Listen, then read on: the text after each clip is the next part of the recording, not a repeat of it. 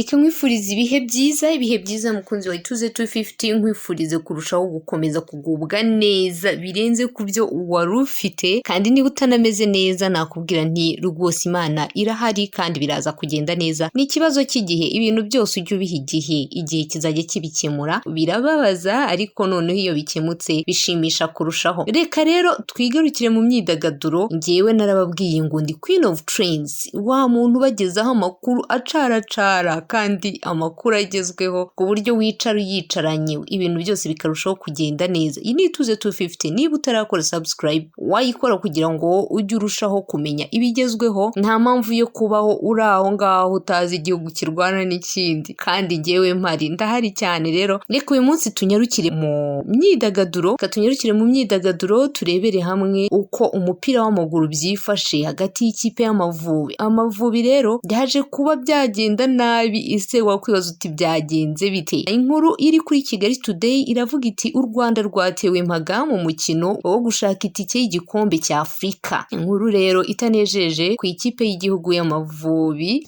Kwibaza uti impaga ni iki? Impaga ni igihe rero bandika yuko ikipe yatsinzwe mu by'ukuri itaranakina, ni igihano rero yahawe na CAF. Inkuru rero irakomeza ikagira iti ikipe y'igihugu y'umupira w'amaguru Amavubi yatewe impaga mu mukino wo gushaka itike y'igikombe cya Afurika mu mwaka w'ibihumbi 2023 yari yanganyijemo na Benin. Kuri wa kabiri nibwo hamenyekanye icyemezo cy'akanama k'imyitwarire mu mpuzamashyirahamwe y'umupira w'amaguru muri Afurika kivuga ko Amavubi yatewe impaga kubera gukinisha Muhire Kevin utari wemerewe gukina umukino wayahuje na Benin ku itariki 29 Werurwe umwaka w'ibihumbi 2023. Iki cyemezo rero cy'akanama k'imyitwarire kivuga ko u Rwanda rwatewe impaga y'ibitego 3-0, kandi kikaba rero ngo kitajuririrwa icyo cyemezo kuko ngo nta bujurire ubwo ari bwo bwose bwemewe. Uyu mukino kandi wari uw'umunsi wa 5 w'amatsinda yo gushaka itike y'igikombe cya Afurika umwaka w'ibihumbi 2023. Uyu mukino ukaba warabereye kuri Pele Stadium i Kigali. Hanyuma rero Amavubi yanganyije na Benin igitego 1-1. Muhire Kevin yawukinnye rero ngo atabyemerewe kuko yari afite amakarita 2 y'umuhondo yari yarabonye mu mikino 2 yari yarabanje. Aya makarita y'umuhondo ntiyamwemereraga kuba yakina umukino wundi uwo ari wo wose ukurikiraho. Wakwibaza uti aya makarita se yaba yarayabonye ryari? Aya makarita arimo rero ngiyo yabonye ku mukino w'umunsi wa 2 w'amatsinda wahuje Amavubi na Senegal muri Kamena umwaka wa 2022, ndetse n'uw'umunsi wa 3 w'amatsinda Benin yakiriyemo u Rwanda tariki ya 22 Werurwe umwaka wa 2023. Nyuma rero y'ibyo byose Amavubi yaje gukinisha Muhire Kevin muri uwo mukino wayahuje rero na Benin nanone wabereye i Kigali. Nyuma y'iki cyemezo cya guterwa mpaga kw'Amavubi bivuze ko ngo inota rimwe Amavubi yari yakuye kuri Benin mu mukino wabereye i Kigali, iryo nota ryakuweho. Amavubi asigarana amanota 2 ayashyira rero ku mwanya wa nyuma, ahubwo Benin gahabwa amanota 3 n'ibitego 3 biyikura ku mwanya wa nyuma yari yabonye n'amanota 2 yari ifite, maze rero ikaba iya 3 n'amanota 4. Nuko nguko rero icyemezo cyafashwe n'akanama gashinzwe imyitwarire mu mpuzamashyirahamwe y'umupira w'amaguru muri Afurika, ubwo ni CAF. Tukiri kuri mpaga yatewe u Rwanda, kuri Twitter uwitwa Uwimana Clarisse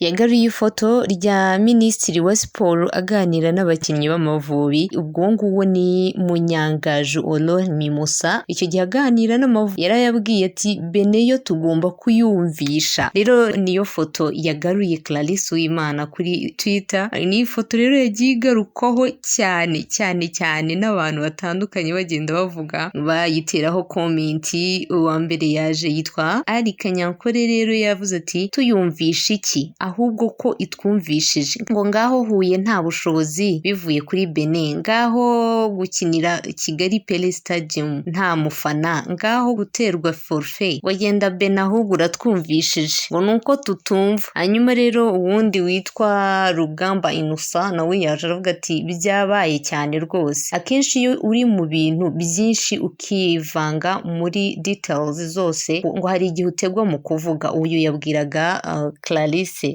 wa postinze iriya foto ngo politics muri siporo ngo iragaruka kenshi. Ahise haza uyu we rero yahise ashyiraho emoji y'umukobwa asa nk'urimo kumwazanya n'amaso manini. Ni ibintu biba bitangaje, abantu bakoresha uru rubuga rwose barasekeje. Uwitwa Métis w'u Rwanda yaje aravuga ati madamu munyamakuru iyi ni violence ikomeye. Hanyuma uwitwa Bajeneza Iri nawe yaje aravuga ati nawe koko Clary ubu nawe uradushinyagurira koko umuminisita wacu ukunda igihugu ngo kubarusha. Abanyamakuru kwera ashyiraho utu emoji duseka. Uyu ni Tuyishimire François Xavier yavuze ati ngo twarayumvise ntitwayumvishe.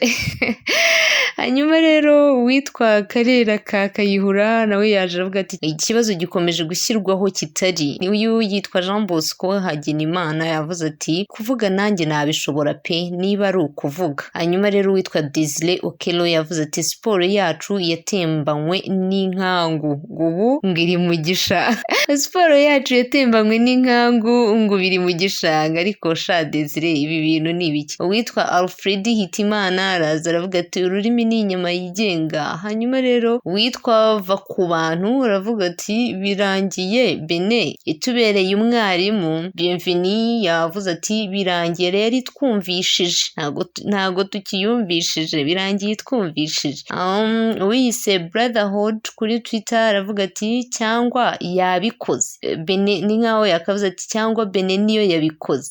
Nuko nyine byifashe ni comment nyinshi. Witwa Gatera we yaje aravuga ati muri abana babitu. Ni tweet yajeho comment nyinshi. Undi witwa Ndasekeje yaje nawe araseka arangira atashaka icyuyura. Ese ko mwigize abasesenguzi n'abacukumbuzi mwabuze n'umwe wenda uzana amatiku yabyo mbere y'uko umukino utangira? Ndabona ari ibintu bitoroshye. Uwitwa Niyongira Jean Damascene we yavuze ati igihe kirageze bihishe inyuma ya siporo y'u Rwanda kandi batabishoboye begure hajyeho abafite ubushobozi. Uyu we yarakaye rwose, ibyo byamubabaje. Hanyuma uwitwa Innocent Hakizimana yaje avuga ati cyane bayumvishije. Ati cyane bayumvishije. Ewewe uyu King JBSC nawe rero yaje aravuga ati cyangwa yabumvishije. Yasubizaga niba Bene ahubwo ariyo yabumvishije. Hanyuma rero undi witwa Simiaro 20 we yaje ashyiraho utu emoji duseka gusa. Nshimiyimana Alex ari nawe wasoje muri comment zaje kuri iyi tweet nawe yaje aravuga ati aharya abanyamakuru mwebwe nubwo bitari mu nshingano zanyu habuze n'umwe wavumbura aka kantu mbere koko arangiza ngo mugapostinga. Ni ibibazo rwose. Cyakora Amavubi ndetse n'u Rwanda n'abarukunda muri rusange reka dukomere. Abababaje bose n'iki cyemezo dukomere. Hanyuma rero dutegereze ibyo ari byo byose andi mahirwe azaza nyuma y'iki cyemezo. Reka nkubwire ngo ukomeze kugubwa neza kandi nkwifurije amahirwe masa ndetse no guhaha ukaronka. Iyi ni Ituze 250. Niba utarakora subscribe yikore kuko urimo uracikanwa n'amakuru agezweho kandi meza ajyanye n'igihe. Ndi Queen of Trends. Komeza kugubwa neza.